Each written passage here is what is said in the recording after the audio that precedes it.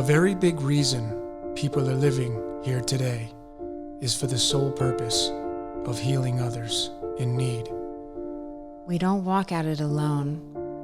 It's a magnificent blend of individualistic people with extraordinary abilities, all joining in to heal the world together. And since all of us have the ability to heal, there must be a way to tell the world all about it. Welcome to the Healers Podcast.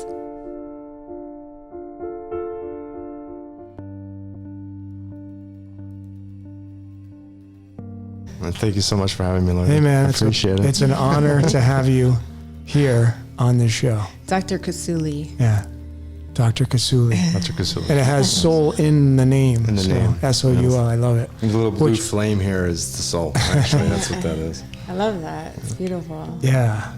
So thanks for coming, man. And I'm going to let Gabby ask the questions. My name's Logan. This is Gabby, and our guest is Theo Kousouli. I wanted to say that slow because I wanted to really everybody to feel it. To feel the Greek? Feel the Greek, yeah. So you're Greek, or obviously, yeah. I watched some of your videos and I really loved something you said in one of them, and it was, if you really want to heal somebody, you have to touch their soul.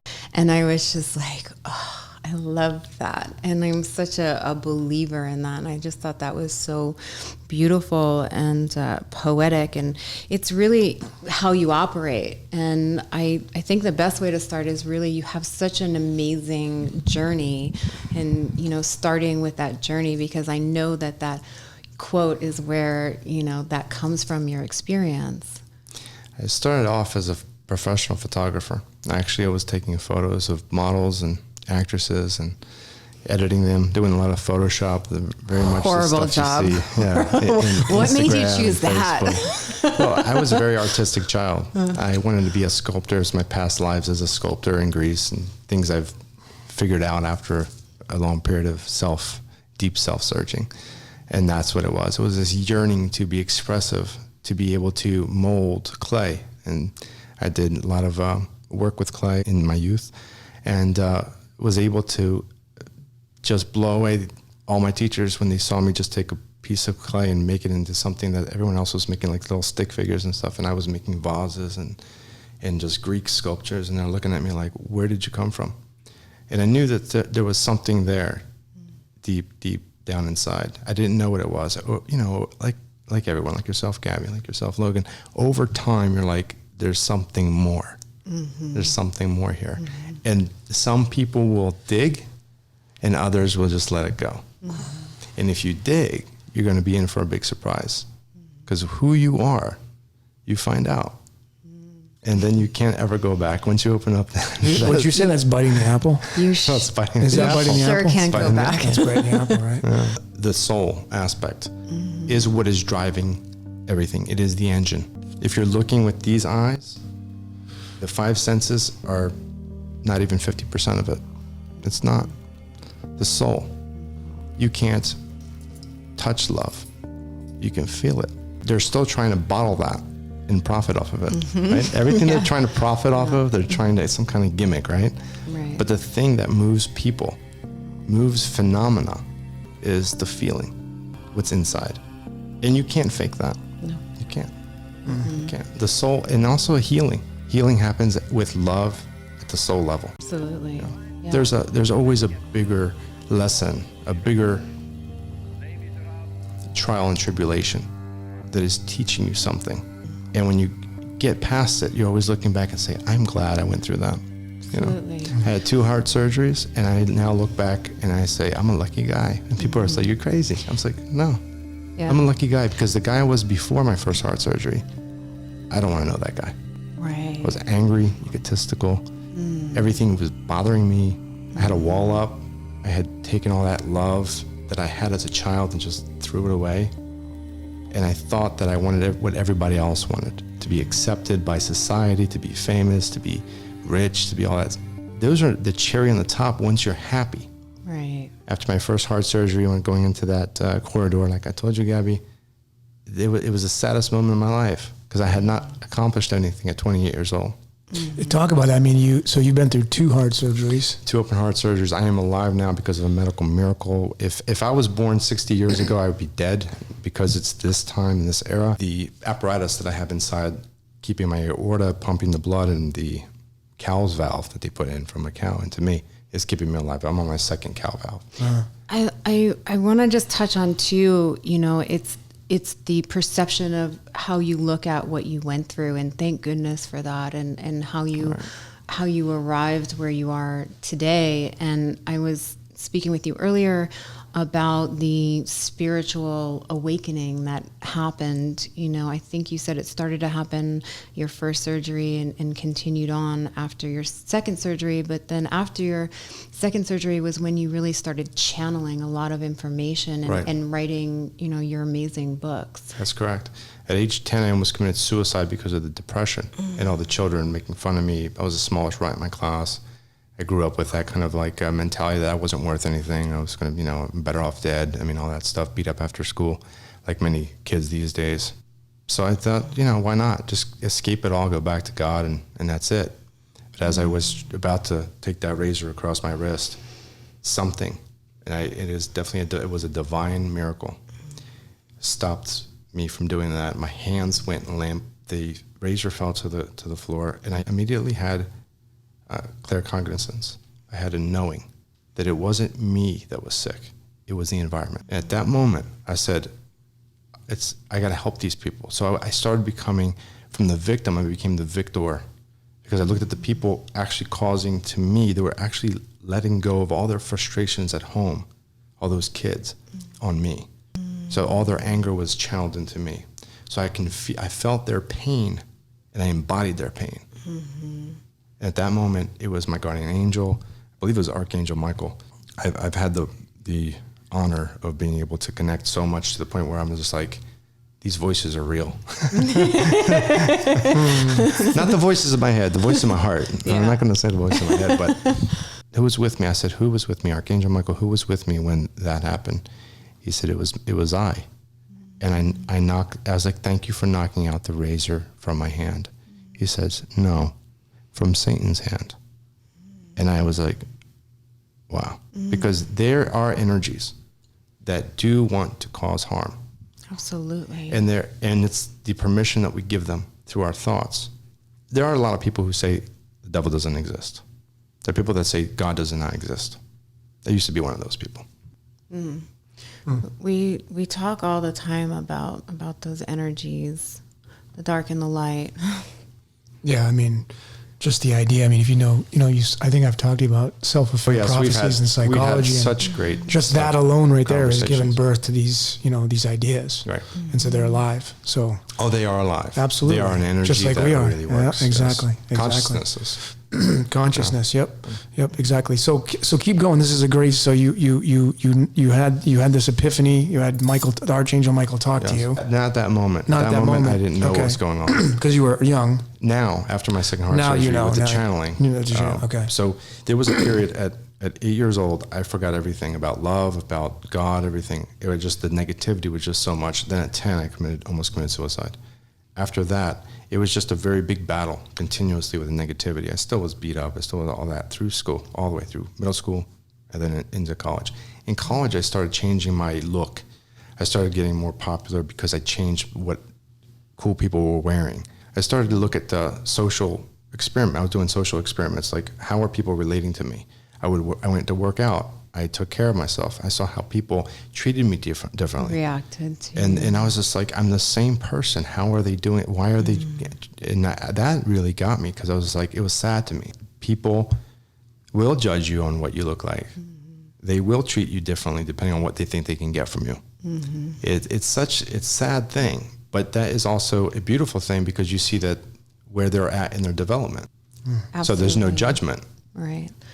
But it probably took you a long time to. It took me a very long time. Understand that. It took me a long time because I didn't have, my father was so always working. He was a great workaholic, which I turned out to be afterwards. I was a workaholic. So looking at my father, he wasn't emotionally available to me because he was always at work. So nobody could give me that wisdom of the father.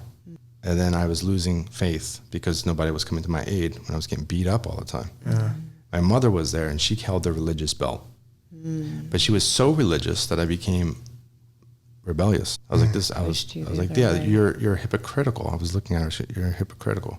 You're telling me God loves me, but you're hitting me with a belt. Or you're what's going on? Which one is it? If I do this, I'm damned. If I do that, I'm damned. So it was a back and forth. So I understand people who are angry at God. I really do. And you really weren't getting the love. You weren't getting it at school. You weren't getting it from your mother. Nowhere. You weren't getting it from your dad. Nowhere. And so you're you know, Well, my mother your was heart shut my down. mother was loving me, but to be called the mama's boy all the time, it's just enough. You know, you can't do that as a child. You know, like it's, you know, my mother would come to defend me at school, and that would made it only worse. You know, you need to have a father figure. You need both a father figure and a female mother figure in a family unit to really make that stability there for the child. The balance. Right. Yeah. So after that, it was some dark days. And then I went into my first surgery, really wondering what's going to happen. I started researching all kinds of near-death experiences, and is there a heaven? Is there a hell?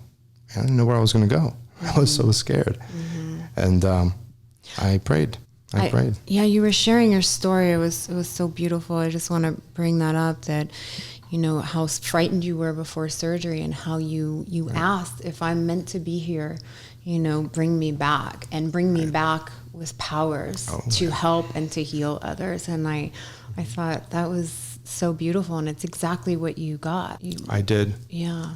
I remember the corridor. It was like the 8 Mile, you know, like you're taken into that like last chance, you know, either you're going to repent or you're going to, you know, that's it. So I'm being wheeled into surgery, operating room. They're making small talk, all the nurses and all that stuff. And I'm just petrified. I'm just sitting there and I'm praying. I'm just in my head.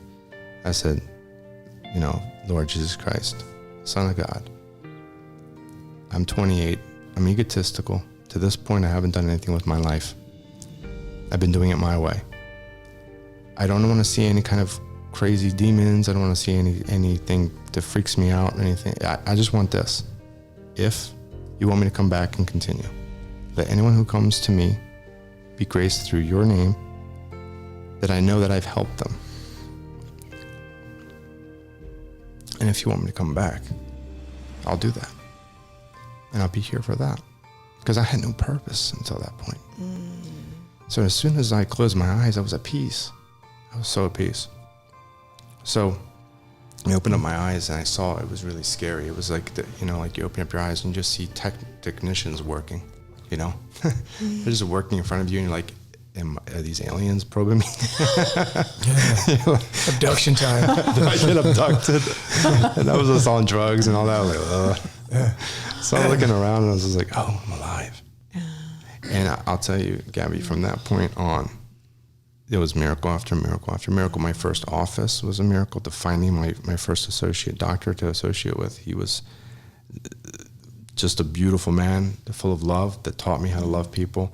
And I just continued to just have miracle after miracle, whether it be a case, a person, or myself or something. It just kept on going. And then I started having communication, started asking questions back and forth with higher spirit. And I was hearing things. One day I was just like, oh, I'm so tired. Oh my God.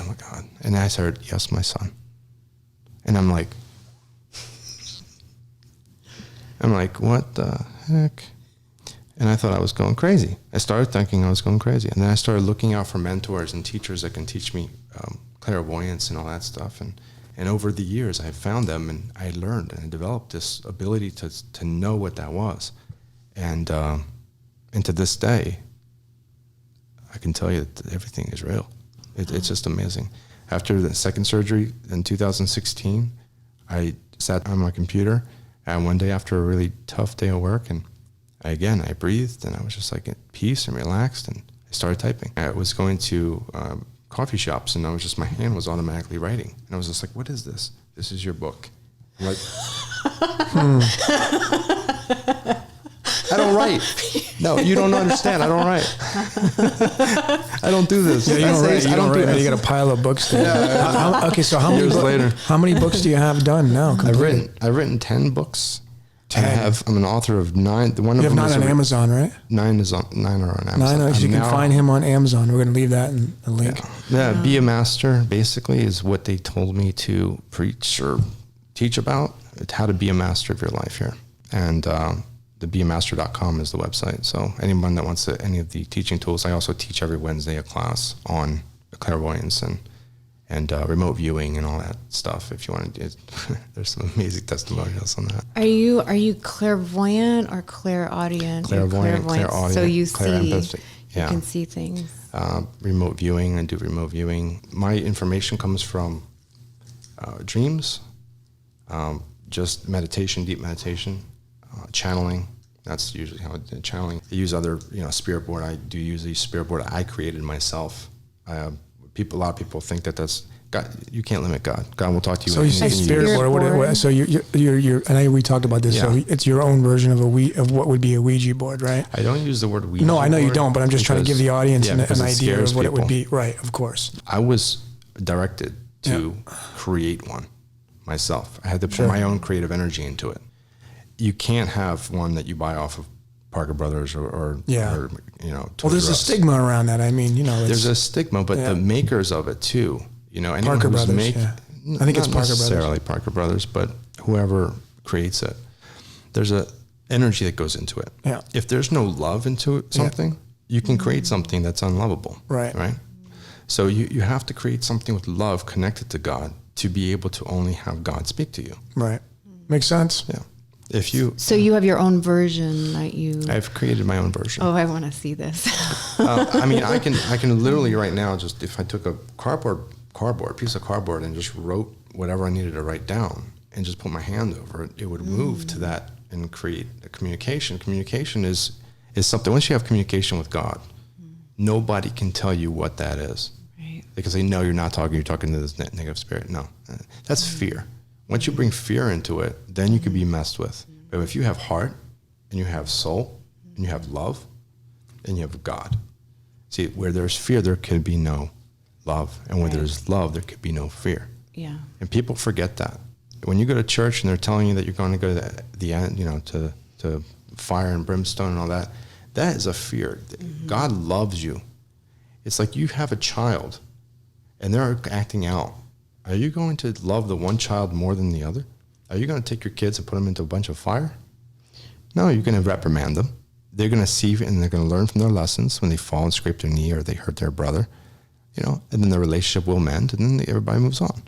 Same thing with God. We're his children. I agree that fear is implemented to control in certain ways. Since the beginning of time.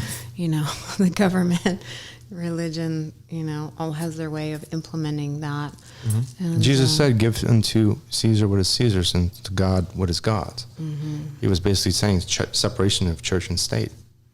That's what that was. He was explaining that if you're going to focus on just money, then you're going to be under the control of the government. If you're going to focus on love, you're going to be with God. Yes, and you're going to be free. It's actually they're trying to get us away and distracted away from our hearts, because that's where we're powerful. If we we rule from the heart. It's true. Yeah. The heart, there's a war going on in destroying the connection of the heart. Absolutely. And they're putting people against each other, whether it be race, religion, sex, class.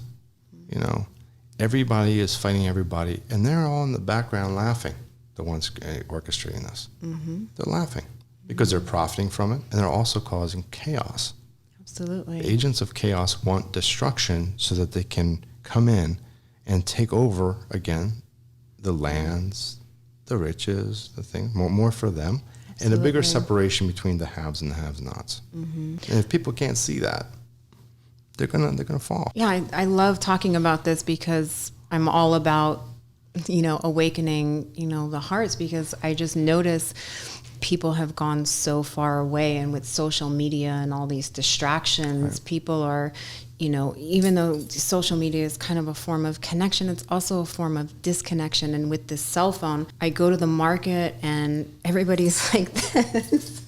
We're all guilty of that. You Guys. know? We're all guilty of that. Of course we are. I have a cell phone and I have social media, but I'm very aware of it and I limit it. Right. And I really practice being present and being, That's important. being present, especially, if you're at dinner and with friends and not being like this. That's a big problem. Where's consciousness? If they're sitting there looking at that, where's their consciousness? How many hours do people put aside to pray or to meditate? How many hours do you spend being grateful for what you have Right. instead of trying to work at what you need, what you don't have, the next house, the next car, the next this, the Well, next keeping up that. with the Joneses is definitely going to keep you unhappy. Yeah. Never for be sure. happy. For Material things, especially out here in LA. I know we've had conversations about this, Logan, about certain individuals who try to get from other people what they need rather than going to themselves and God for what they need. Whether it be somebody dating somebody, let's just say, or like, oh, they've got this, that, the other. And they'll give up their own personal ethics and morals to attain that. And then they're not happy. Right. It's never fulfilling. It's never fulfilling because it's within and it's about love. People want and require love and they look for it outward in different things, not realizing that that's really what they're looking for. Right. And that's what their soul, wants. Soul demands it. Yeah. Demands it. It Anything does. when you're not near, in my personal experience, all the pain I've ever had was when I wasn't with God. Or when I wasn't with my consciousness directed to God, asking God for help, or asking, hey, thank you for, or saying thank you, being appreciative. Yeah. I'm glad you brought that up because also I wanted to talk about, so many people, you do so much, you're a doctor, you're a chiropractor, but so much of the healing, and the body is connected with the spiritual. And that a lot of people don't realize that connection. Right. And people go to the doctor, they have this ailment, they have that ailment, and they haven't done a lot of the work, on their core issues, their traumas early on in life, healing their wounds. And I think it's so great how much you incorporate that work into healing, the body, because so many people have back pain and issue, and I just wanted to talk about that work and how important realizing that work is connected with the body and the ailments that come up in the body and the pain. Gabby, exactly. You hit on a very big point. We were also talking earlier how people are looking to relieve symptoms and they're not going to the root. Right. I developed the Kousouli method because I didn't know what else to call it, because it was the method I learned how to develop my awareness and how to heal my body after open heart surgery. I took everything I learned, included hypnosis, included chiropractic, included coaching and personal development skills that I've learned, and created the Kousouli method. The Kousouli method has 4 steps. Remove what doesn't belong in the body, revive it, and then you also have to rebuild the body. Nutrients, hydration, things that aren't in the body and they need to be there because it won't function correctly. And then you reset the mind through emotional hypnotherapy and emotional work that we do in the office. And I've created a whole system that is very beneficial to patients. Chiropractic was my first love. That's what brought me into it. It brought me into healing. I myself used chiropractic to heal myself. And through that, I saw more opening. The nervous system is the connection to spirit. If you have to have a tangible something to touch, the nervous system is that connection to spirit. There's nothing in between it. The dendrites and the axons and basically that formation, it's like your thought is spirit, right? And then the manifestation of that thought is an action. Well, what is between that? The nervous system. So I kind of reverse engineered healing modalities to figure out how I can get into that blueprint. I take the chiropractic, I take the soul work that I've learned, I put it together, and I personalize it to each person. And that's what the Kousouli method has been able to do. For over 15 years, I've been using it successfully. and patients are thrilled. I love all that you do. It's incredible. I mean, you teach meditation too. You do past life regression with patients. Right. You do hypnotherapy. The list is incredible. What's your favorite? I mean, do you have a kind of a favorite thing that you like to do, or just kind of everything bundled? I like to develop people. You like to develop people. I like people. I'm in the people development business. I'm not in the chiropractic business as much as I am in like, how can I help that person change their life? If I can give them even a little bit of that puzzle, then I've done my job. Tapping into their purpose. Right. And it's not myself. I have to give the credit where credit is due. It goes to the maker. You know, all glory to God. I'm just like everyone else. Catalyst. I'm a catalyst. Yeah. I'm the teacher. I'm the person who's been there before that can help you also reach out and say, hey, come on this way. It's the best way. Right. So, and if many people can't tap into that essence, that God essence, and they need help. So us, or we, who have the healer's tag, then we should help those people that come to us and help them get to that next level that they seek.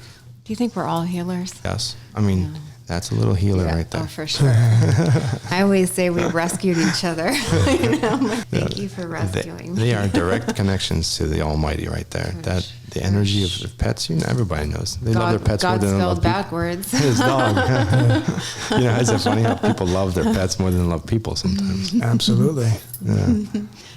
So when somebody comes to you, can you pick up on things? I do. Like when they very walk, quickly? Yeah. When they walk through the door, I immediately am looking at them through their third eye, and I usually see their aura, and I can see whatever spirit wants me to do at that moment. Do you see colors? I do see colors. I do see colors depending on some light conditions as well. Also how I'm feeling. It has a lot to do with whether I did my work that Your day. meditation. Yes. Right. If the biggest gift that we can give patients is that we allow the environment or the healing space to be prepared for the patient to come and allow themselves the transmutation of their energy back into healing, back into peace.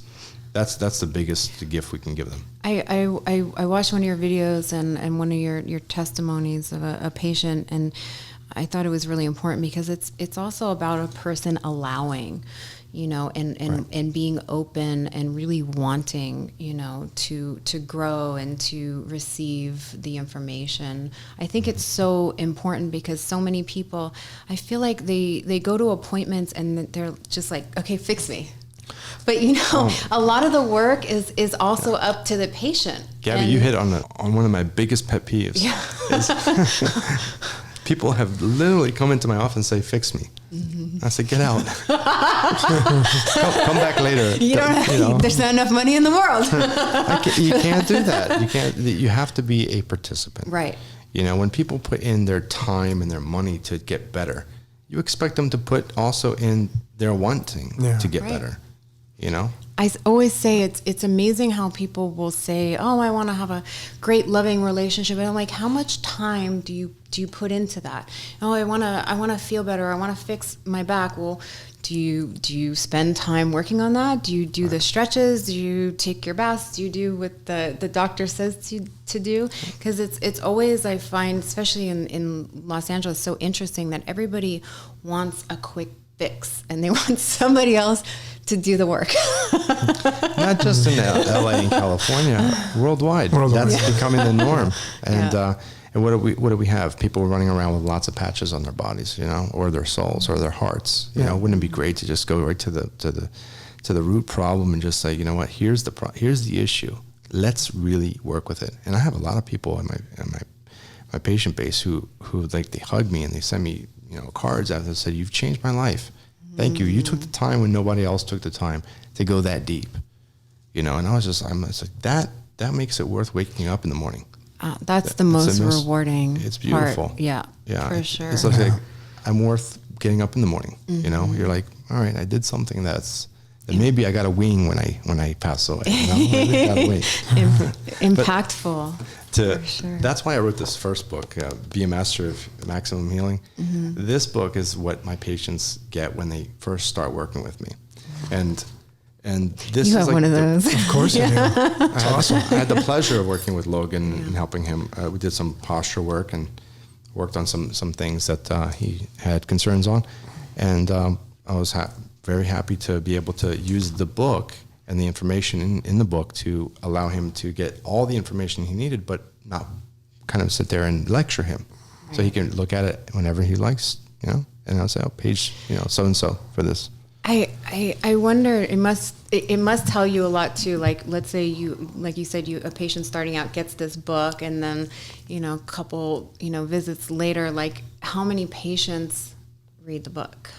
That's a good question as well. Well, what I do is, as we're working together, you know, depending on how many visits and what their x-rays and et cetera, there are exercises that I've actually developed to help them if they don't have time for yoga, for instance.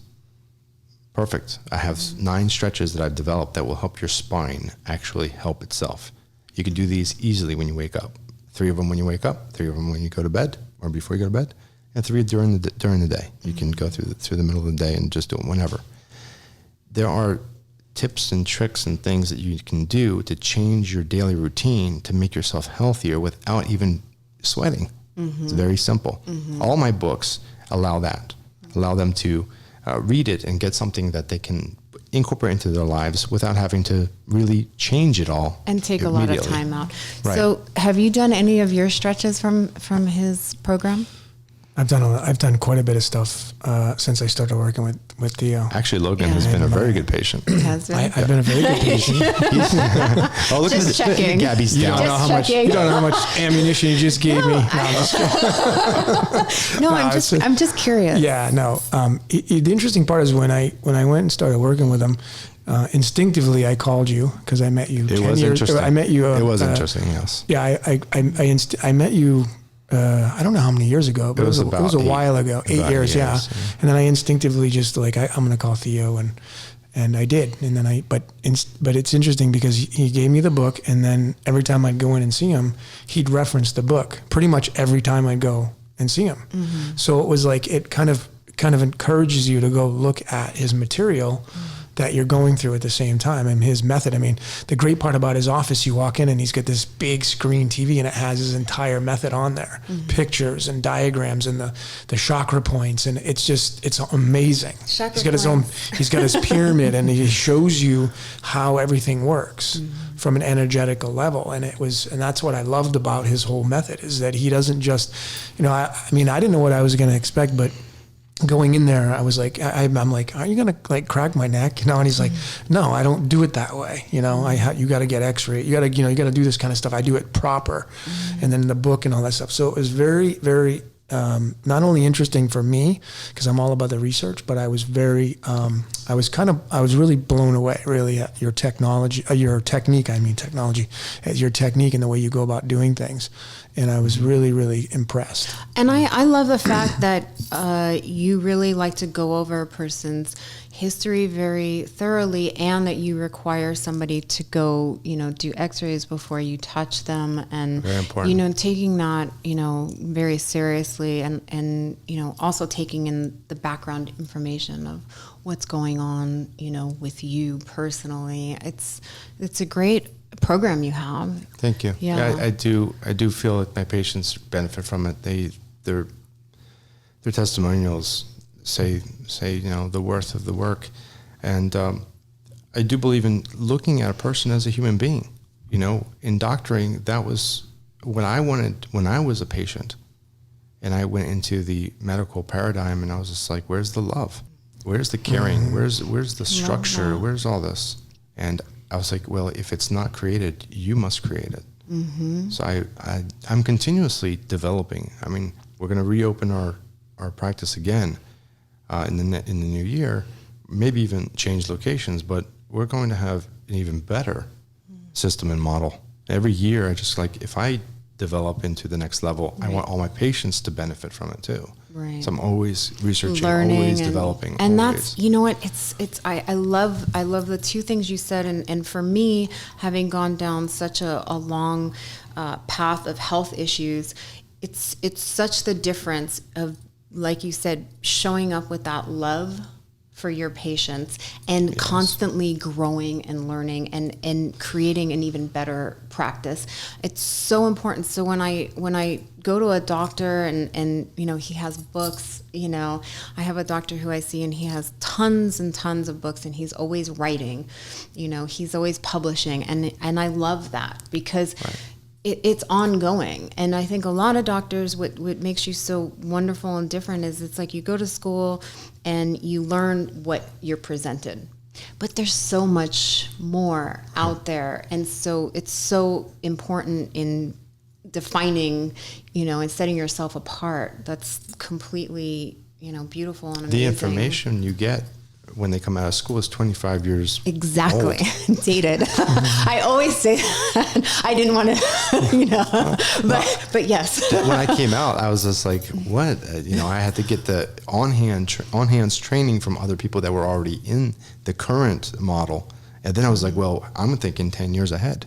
Right. Actually, I presented my work at Harvard. I was asked to go over there and present what I had, and the doctors there really appreciated the information and the videos on my YouTube, and they were just like, you're like 15 years ahead of what's going on. I was like, well, thank you. And isn't that a shame? Isn't that a shame? So we're talking with Dr. Theo Kousouli, and you're based out of LA. What makes you separated from the pack? I mean, there's so many chiros in the area, and you know, now it's becoming very saturated with a lot of chiros jumping into the stem cell arena and adding that into their practice for a lot of them just want to make a buck or whatever. But you know, I mean, there are some that want to really heal. But I mean, for you as a chiro, you know, that's what you first started out, but you're way above and beyond that. What separates you from the pack as a doctor? You know, that's an excellent question. And I'm putting you on the spot with that's fine. That's fine. I believe if somebody wants to see a chiropractor, there are many qualified chiropractors out there, including myself, that will be more than happy to help you. If you're looking for someone who is going to help you with your life, to be a better person, to love yourself more, to be more for your mate, to be more for your boss, to be your own boss, to find out who you are, to find out how the blueprint of all this that God gave you, if you didn't get the manual, I will give you the manual. If that's the kind of guy you want, or the type of healer you want, then you come see me.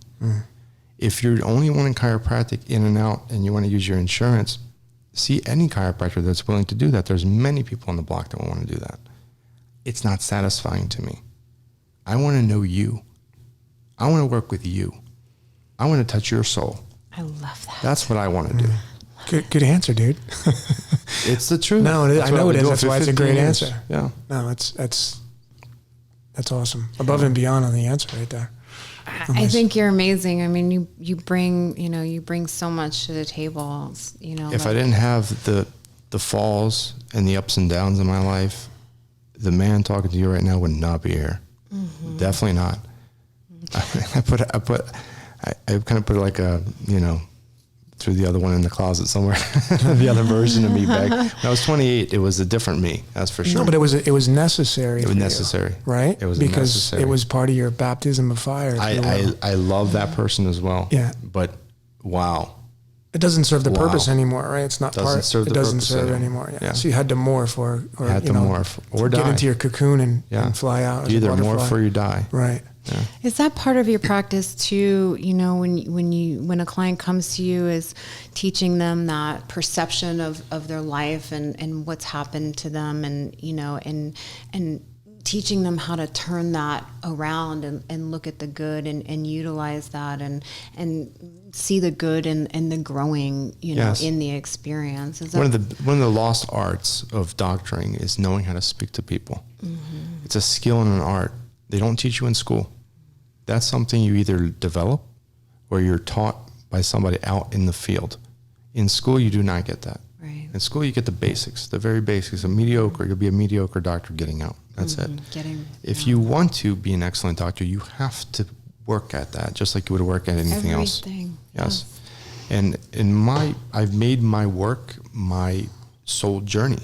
That's what it is. As if I get better at what I do with my hands and my spirit, I just feel I can give more to the world. And by doing that, I open up and I can help my neighbor. I have something to give to society. And it really fulfills you, right? It fulfills your soul. The partying, the women and drugs and smoking and alcohol and all that stuff, just, that is a temporary Band-Aid in your purpose or your journey in life. Yeah, you got to go through it. Sometimes you got to go through it. Sometimes you have to get the addiction. Sometimes you have to get the open heart surgery. Sometimes you have to get the beating from the emotionally distraught parent. That makes you better if you want it to make you better. Or you can look at it and say, I'm a victim. Yeah, and play that victim mentality and just completely keep destroying your life or allowing it to beat you down. And yeah. Yes. Yeah. It is a choice. And that's where your free will and God-given free will is. You do have a choice. Yeah. And the power comes from understanding who you are, because we all know who we are. Mm-hmm. I mean, at this table, we know who we are. Right. Right? Absolutely. We worked hard. Yeah. And also we always talk about, like, are you in service to self? Are you in service to others? And, helping people to understand the feeling of helping and giving to, another person, a stranger, a patient, giving them your love, your care, your thought, your time, your concern, extending, outside of yourself, how rewarding and what a natural high that is. Because you're talking about all the, temporary fixes, the alcohol, the drugs, and the real feeling of life and being, alive is giving and helping and healing. Yes. And that amazing feeling, that you were saying you get from taking a patient, on this journey, that's really away from just their physical body, but into the spiritual awareness. Working with them on a spiritual, mental, emotional, and physical level through their neurology. I'm not, like I said earlier, I'm not a psychologist, I'm not a medical doctor, and I'm glad I'm not, because I can see it from another viewpoint, because all the people that come to see me have seen all those other doctors. Mm-hmm. So they're like, they can help me. So please do what you do. And I'm grateful to be able to do that. And you touched on a very important point there. Yes. But you have to have self-respect as a patient as well to be able to want that next level. Mm-hmm. You have to love yourself at some level. Yes, we can amplify that when you come into the office. But you have to understand that, yes, I need help. Yes, I want help. Yes, I'm dedicated to working, because it's not easy. Right. Everybody wants the easy fix. It's not easy. And I'm sure too, some people are kind of stuck in that pain and stuck in that misery, and don't really want to let go. They're that person that, likes to be a victim, likes to complain, likes to, have their ailment. They're attached to, not being well. The Groundhog Day. Yeah. The continual cycle of the same old. Yeah. And as long as people feed on their, pity, they'll continue doing that, because they're finding love. Everyone's looking for love in all the wrong places. Absolutely. In all the wrong ways. Mm-hmm. So as long as somebody's feeding on that and they're eating that up, and it's giving them that idea of love, whether it be they're putting tons of pictures of their buttocks on Instagram or Facebook, and people are feeding it, that person's not going to learn. They're not going to stop that action. Mm-hmm. Because somewhere in their psyche, somewhere in their youth, somebody didn't love them. Right. And that is it's filling the gap. Them their fix. That's the void that's getting filled.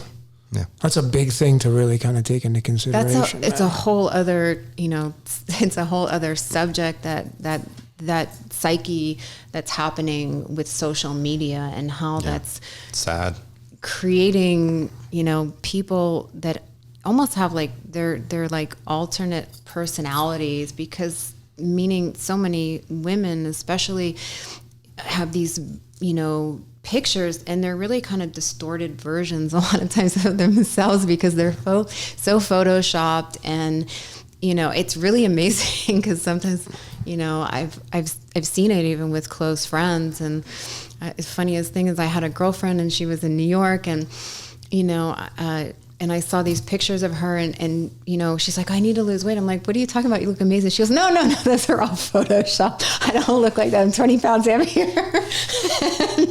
And I was laughing like so hard to myself. Gotta love yourself no matter where you're at. Every picture. Yeah, I mean, do you see a lot? Would you say like the people that come in and see you? I mean, do you see a lot of that? Like just a lot of trauma. I do. Like heavy trauma. I do. And that's probably it. Well, I do co-manage the patients if they have that psychologist, and we work together. You know, it's a team. Sometimes some women have come in and they said, "I want to get plastic surgery." And I'm like, "Wow, you're gorgeous." And they're like, "Oh no, I need to go into a D and I'm only an A." I was like, "Let's muscle test you to see what your body wants." Right. And then we'll muscle test them, and there's a B is only they go weak on a C or a D. I was like, "Your back will not handle a B, a C or D or double D." And then they're like, "Oh, thank you," because after their surgery, they had so much regret. Mm-hmm. So they need to love themselves first. Yes. And try to get them to do that, and that's where they're at. Right, and that's a big part of your method is getting to that root emotional. The emotional thing is, to me, it seems to be huge. It's everything. It's huge, right? The programming, the paradigms in our brain. Emotions are what give us are we on track with the soul or are we not on track with the soul? Absolutely. That's where it is. And I have to chime in and just because you brought up implants in particular, and a little off topic, but I just have to say, if you are thinking about doing implants, really do a lot of research and really understand not only what they are filled with, but what the shell is made from to make a soft object very durable. It has 34 neurotoxins, and it is completely foreign and toxic to the body and causes a lot of immune responses. Mm-hmm. It has some of the most horrifying ingredients that when I finally really figured out what they were made from, I removed my breast implants, and I haven't had breast implants for a year and a half, and it's the best thing I ever did for myself and my body, and I love my body and myself even more. Mm-hmm. So I just have to throw that Congratulations in there. for that. Yeah. Congratulations for being aware and taking actions to step up to the plate. That's just really understand what it is that you're choosing. You are choosing, one, to put a foreign substance into your body. So anytime you put a foreign object into the body, it sends a response, an immune response. The body is trying to fight off what it is inside the body. But not only that, no matter what, it leaches 34 neurotoxins into the body. And neurotoxins are nerve toxins, neurotoxins, which basically means lethal to the body and lethal to your mind and your system. Mm-hmm. And if that's in you continuously leaching, just like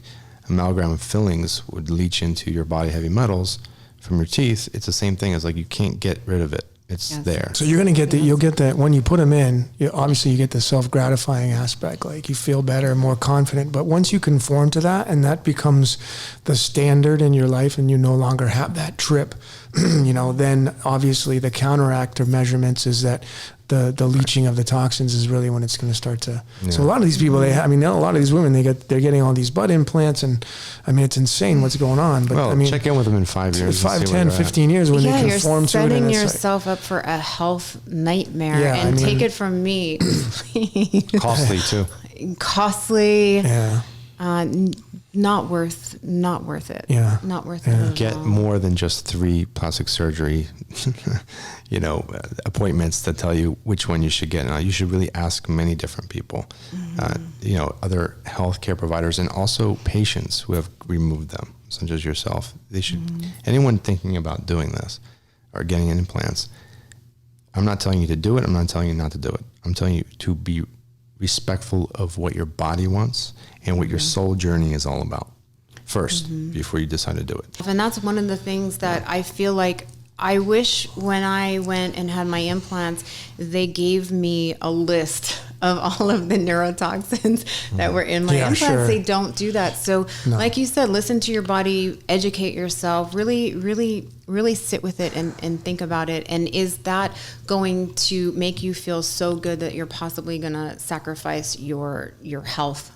I wanted to shift over to your past life regression techniques and whatnot, and how you got into that, number one. And number two is like, how do you go about doing it? How does someone benefit from something like that? And, kind of the experiences that you've been having with it so far. Well, past life regression hypnosis is like hypnosis, but you're specifically looking to help a person get into the DNA that most scientists call junk DNA. And that DNA is readable. So if you're in a very relaxed state, just like if you are in a movie and all of a sudden you jump because you see something coming at you in the movie and that you think that you're there, it's the same idea with hypnosis when you're doing regression. You're going into a part of your subconscious that has everything locked away. And the big thing with subconscious work, like I was saying earlier, I believe we were talking about this earlier, I prefer to work first in the conscious mind and hammer it in the conscious mind to make it subconscious. Because everything that we do, whether we're eating potato chips every day and then it becomes a bad habit, is that way. Mm-hmm. Doing it in the conscious becomes subconscious. Not everything is in the subconscious, but if we need to go to subconscious to change something in the past life or to learn from it, that's when we use that. So many people will be like, yeah, let's just do regression hypnosis every single day, and that's how I don't find that effective. Mm-hmm. Not as much as it is to work on a person's daily structure, hammer it in the conscious, work in the subconscious afterwards. Right. By the time you work on the conscious enough, that's where our souls are. They're here, right? We are here working in this life. Many people do ayahuasca or they do salvia to get away. Yeah. Yeah. Some people I know have done it 1,000 times, 300 to 1,000 times. I mean, many times, like how many times do you need to do it to know that you're supposed to be here? Do the work. You want to get out. Yeah. Do the work. You want to get out. I mean, the whole purpose of those psychedelics is to get out, to observe from a different angle, and then make adjustments when you go back into the now, right? But a lot of people just want to stay out there and never come back. Right. And then you end up kind of getting angry at when you do come back. It's just like cannabis, man. You know, I'm a cannabis fan, but what I see is people, they take it every day, and I've been guilty of that myself. I mean, if I always tell her, I feel like I'm a better character when I'm, because it's medicine for me. But I also see that when I take it every day, I literally begin not to like the reality that is right here, the sober reality, because I like the other part so much. So I think, again, it's a tool. And I think when you abuse, I tell people, like, if you abuse the plant, man, you're not really utilizing it for what it's basically for. And it's the same thing with the past life regression. 100% agree. And like water, you can do many things with water, right? Water's good for you. Mm-hmm. You drink too much, you lose all your electrolytes. Yeah. You know, you could dunk a person's head in and keep their head underneath the water, they can kill somebody. Yeah. You know, so water has many uses too. It's God's given us all the abundance and all the good things, and it's up to us to use it correctly. Mm-hmm. Right. So balance. Yeah, with regression hypnosis, it's a tool, and that needs to be used correctly too. So I read Many Lives, Many Masters, Brian Weiss, and in the book he has a patient who came to him who has all these problems in her current life, and then through doing past life regression, a lot of these things seem to clear up. Is that something that patients experience through doing this? Correct. Through the work, when we do the Kousouli method and we're working on their structure, their blueprint here, this life, because the important thing is this life. If you don't have information for this life, everything else is useless. Mm-hmm. So working on this life is the most important thing. If the body, in the course of the work that we do, if the body says regression hypnosis, we go to regression hypnosis. Mm-hmm. But most of the time I find that going into that opens up new things that people are then start, oh, I was an Egyptian queen, I need to go to Egypt now. I mean, and that is like, no, you don't. That's done. You've already lived that beautiful life as an Egyptian queen. Now you have to be here and, do this retail job that's boring at the mall. That's your job right now. You're doing new experiences. But everybody wants to have like this, I was a prince, I was this. Mm-hmm. They never tell you about the bad ones, right? They never tell you about the bad ones. They don't want to go back to those. So I think it, like anything, like you said, Logan, it could be misused. It can be misused if people are not conscious what they're doing. Now, there's a lot of people out there that will do regression hypnosis on a consistent basis all the time for, everything. Of course, it's not bad. They make a good living doing it. Do you muscle test somebody to see if they're a candidate, to see if their soul wants to go on that journey? Muscle testing, or I'll channel it and it says, I'll ask higher spirit and they'll say, yes, they need regression hypnosis. Mm-hmm. They know better than I do. When I'm channeling, it's just like I almost like I'm here, but I'm not here. Mm-hmm. you know, and that's a conversation for another time because that's a huge topic. How I figured that out. How long a day do you meditate for? Constantly. I'm always meditating. Always meditating. Between patients, while I'm with patients, I pray on my patients, with my patients, all the time. Love that. Yeah, speaking of that, because I know we're running out of time, but I wanted you to touch on the story you told me about, you know, when you come to your office, you have your table and sometimes you lay face down and whatever.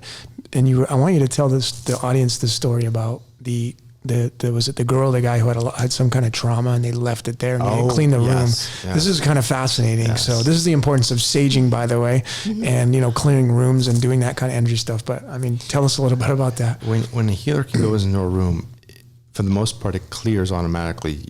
The old idea and thought process and the vibration was that we had to clear and do ritual. Now when we go into healing, we're finding that once you're lined up, ritual's not needed. Once you're lined up, you bring the light to the room, everything else is already set. Just like Jesus, basically. I mean, that point, when you go, the whole Jesus phenomenon, when people just touched the tunic and then they were healed, you know. We're not all there yet, but we're trying, right? Our best. But that story was early in my work, my first office, actually, on Wilshire. I was, I'll never forget it. The lady sits over there and sits on the table, specific spot, end of the table.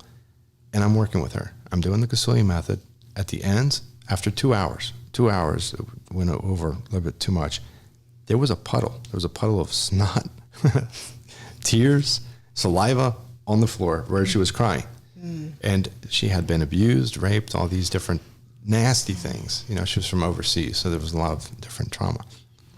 And she felt like a new person after she was done. Brand new person. I even got testimonials later from other people who knew her. It's like, who is this person? I don't even know her anymore. She left, but I didn't clean the room. I didn't give the rites of release. There's something as healers we need to know about, rites of release. So I didn't give the rites of release to the room and also to the energy that she left, the other version of herself she left there. So it was sitting right as if like the person was sitting right there. Wow. She left. I cleaned up the puddle and all that stuff, you know, clean what I need to clean for hygiene purposes. Next patient comes in, an older gentleman, sits down right where she sat. Immediately his eyes go up, he starts getting dizzy, falls over, I catch him, pull him and put him on another table, on another seat. And I said, he's like, what was that? I don't know. I got hit by like a Mack truck. I felt like I was going to die. Oh. And I was just like, I apologize profusely. I was like, I got him water, fanned him. Are you okay? Yes, I'm getting better. But what the heck was that? And he wanted to know what the heck was that. Then I basically did the whole cleansing of the room, you know, rites of release, remove that energy. He was like immediately better. Wow. And I was like, you sat right where the previous patient sat, where she released her whole emotional body. It was heavy. Super heavy. It was so heavy. I mean, he someone felt almost like he was passed. going to die. That's an insane story. I mean, it just tells you how important it is to do those kind of, you know, those things. After that, I didn't doubt that what I was doing was effective. I mean, there was things like that really showed me that, wow, I'm on the right track. And the continuous spirit continuously told me this, that, the other. And it's developed to the point now that where it is. Mm-hmm. But the belief of the patient is huge in their own healing. Absolutely. If they have any blocks, it's power. All healers are powerless with the patient doesn't have any. The mind controls the body, and in the first place, you know, of healing, I think starts there. Is you have to believe that you're going to heal and want to heal. That's a huge integral part. The next book is Be a Master of Belief, and it's basically faith and belief and how it works, how I understand it in healing, and how people can enact more of it for their life. I was going to ask you, when's the next? When is that? That's on the agenda, right? It's on the agenda. It's on the agenda. Above, Have you started it? I have started it. Yes. That's so awesome. I'll be finished within the next year. Great, man. Amazing. Well, we've been talking with Dr. Theo Kousouli, the man, the myth, and soon-to-be legend at one point in his life. Who knows? I don't know. I think you're already a legend already. So where can people find you to come and talk to you and get a consultation and maybe work with you? If they're interested in doing any of the psychic work or understanding themselves better from a high-end and energetic state or point to know God and know themselves, I do seminars at beamaster.com, BEAMASTER.com. We'll leave that. We'll leave that in the link. If they want to come in as a patient to actually do the Kousouli method and do their own their journey of healing. Now, no disclaimer. There's obviously everyone's different, so everybody has different end results. But if they want to become a patient and they want to be screened, if they're qualified to be a patient in my office, drkousouli.com. That's drkousouli.com.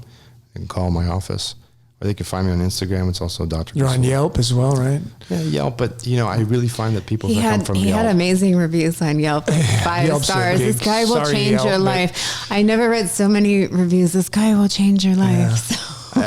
I tend to not go into Yelp. Yeah, I just mentioned it because you have it, but I know it's a kind of a fickle thing. So, it's all my success stories have brought people in. So that's that. But yes, I do. I appreciate that. Yeah, I know you get your word of mouth too. I mean, which is but if they're like everyone, I've had one patient walked into my office once and she's like, I don't know why I'm here, but I'm here. I'm like, really? She's like, what do you do? I was like, this, and that, and she became a patient. That's awesome. It was really cool to see that. Yeah. I remember what I asked when I was on the stretcher. Yeah. I love when you're just divinely guided.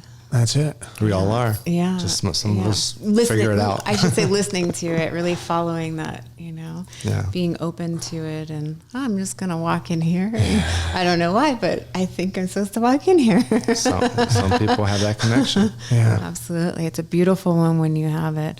And I think you can further people with tapping into that connection. So all the more reasons. I want to leave your audience with this one thing. If you're in pain and if you're having a difficulty in your life, take a deep breath. It'll all be okay. Yeah. Look up and look in. And I'd like to offer anyone who comes from your show who sees it and tells me, I saw you on the Healers, a free complimentary $200 consultation towards their exam. I love that. Thank you. I love that. That's awesome. You're so beautiful. Yeah, that's great. You're so beautiful. Somebody's going to need that push a little bit. So if that helps them, it helps so them. beautiful. That's Thank you awesome. for blessing us here and all the gifts you give to all of us and Well, thank the you for love having and me care on the show. for your I really patience. appreciate you making the trek up here, even though it's not that far away. It's far away in LA. So, yeah, man, I really appreciate it. So, Dr. Theo Kousouli, man, we appreciate it. I can't wait to work with you again, have you on the show again. So that's a wrap, man. My name's Logan. I'm Gabrielle. And that's Dr. Theo. And this is The Healers. And we're signing off. Good night. Good night. Namaste. Good night.